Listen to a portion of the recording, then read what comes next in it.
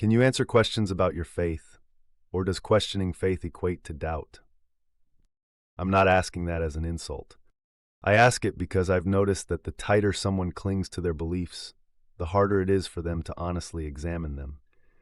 And we often call that strength, but most of the time it's not strength at all. It's fear of what might happen if structures are questioned. And there's a quiet difference between conviction and guarding yourself. Structures built on conviction can withstand pressure and questions.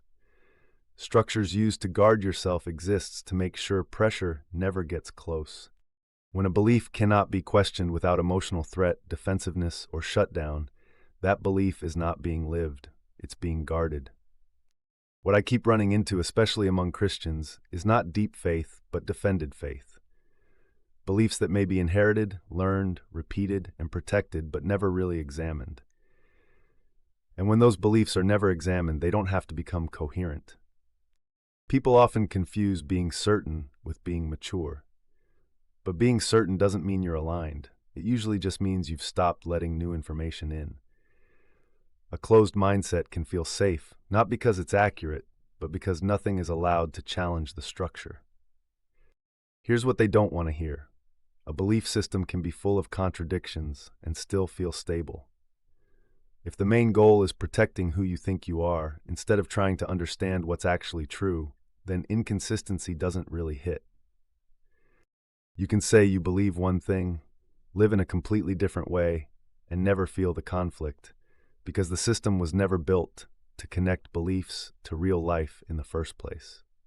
Real faith is supposed to point you toward truth. It's supposed to keep you open, curious, and honest. Ideology does the opposite. Ideology exists to defend a set of conclusions you've already decided are untouchable. Faith leaves room to grow. Ideology is built to prevent growth. One invites you to refine what you believe. The other is designed to make sure nothing ever has to change. If faith were actually strong, questioning wouldn't threaten it. Examination wouldn't feel like betrayal. Testing wouldn't feel like danger. Only brittle structures collapse under scrutiny. What makes this especially ironic is that Christianity itself does not model unexamined belief. Jesus questioned inherited frameworks constantly.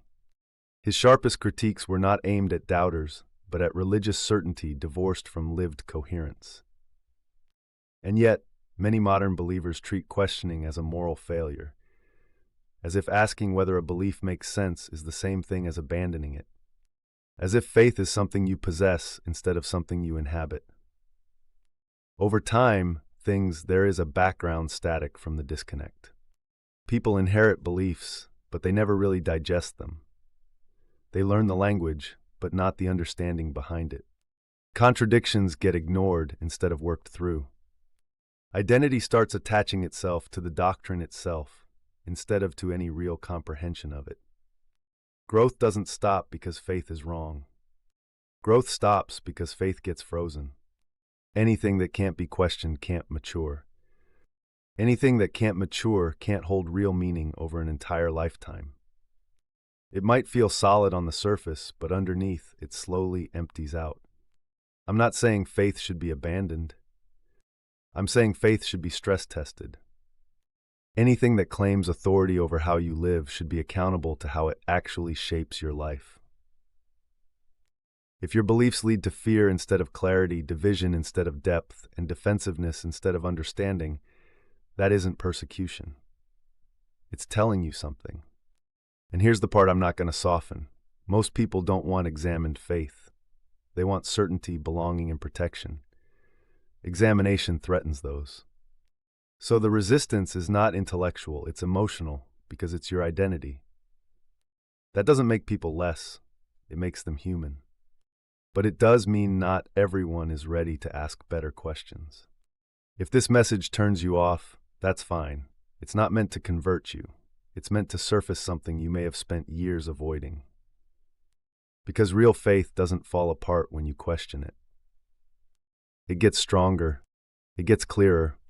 It starts fitting together in a more honest way. Real faith doesn't ask you to be less honest with yourself. It asks you to be more honest. So here's the question I want to leave you with. If questioning your faith feels like losing yourself, is your faith about truth or about identity?